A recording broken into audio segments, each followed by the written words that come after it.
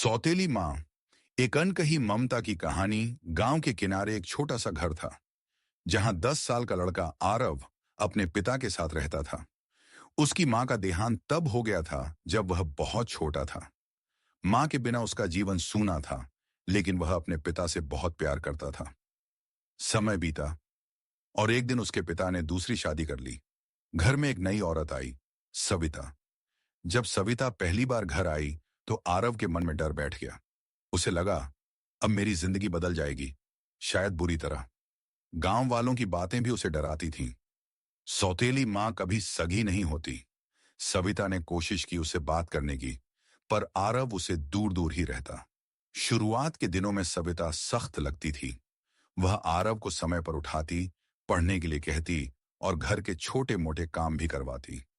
आरव को लगता, ये मुझसे प्यार नहीं करती, बस काम करवाती है।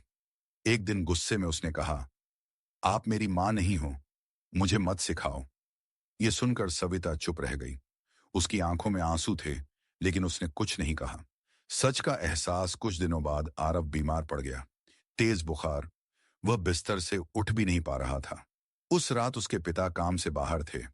सविता पूरी रात उसके पास बैठी रही। उसका माथा सहलाती रही, दवा देती रही और खुद जागती रही। सुबह जब आरव की आंख खुली, उसने देखा सविता उसी के पास बैठी थी।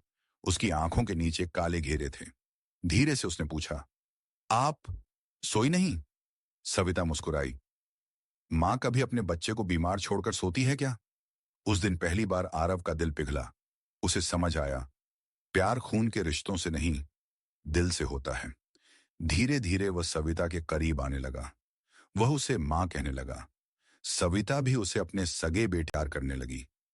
एक दिन स्कूल में आरव को मां पर निबंध लिखना था। उसने लिखा, मां वह नहीं होती जिसने जन्म दिया, मां वह होती है जो हर दर्द में साथ खड़ी रहे। मेरी मां सविता है। जब सविता ने यह पढ़ा, उसकी आंखों से आंसू बह निकले।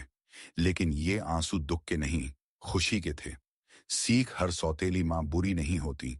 प्यार रिश्तों से नहीं, दिल से बनता है। समझ और विश्वास से हर दूरी मिट सकती है। इस तरह की और कहानियों के लिए कृपया हमारे चैनल फन टॉकीज स्टोरीज को सब्सक्राइब करें।